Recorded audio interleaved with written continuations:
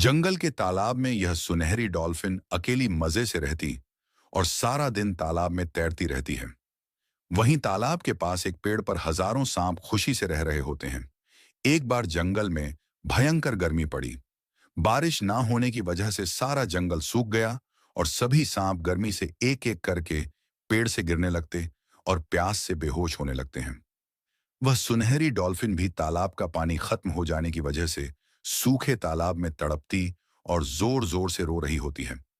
तभी पास की पहाड़ी से एक लोमड़ी वहां आकर सभी को बचाने की सोचती है और पानी की तलाश में दूर निकल आती है। सूखे जंगलों में पानी ढूंढते हुए तभी उस लोमड़ी को पुराना बड़ा सा एक बारूद से भरा बम दिखाई देता है। लोमड़ी फौरन समझ जाती है और अपनी ताकत से उस बम में आग लगाकर उसे जला देती है। उस बम के जलते ही फौरन जंगल में एक तेज जोरदार धमाका हो जाता है। उस आग में लोमड़ी भी जल जाती है। कुछ देर बाद वही लोमड़ी उस आग से एक विशाल मॉन्स्टर रूप लेकर निकलती हुई दिखाई देती है और फौरन ऊपर की ओर देखकर जोर से दहाड़ती है। उस मॉन्स्टर लोमड़ी की दहाड़ से जंगल में तेज हवाएं चलने लगती हैं।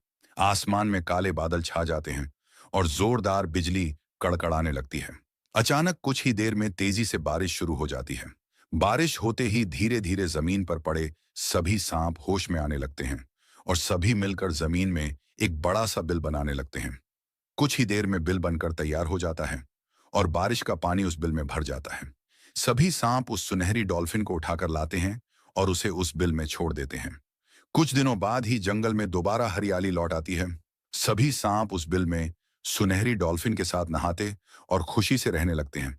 लेकिन फिर भी किसी ने इस बेचारे मॉन्स्टर को लाइक और सब्सक्राइब नहीं किया।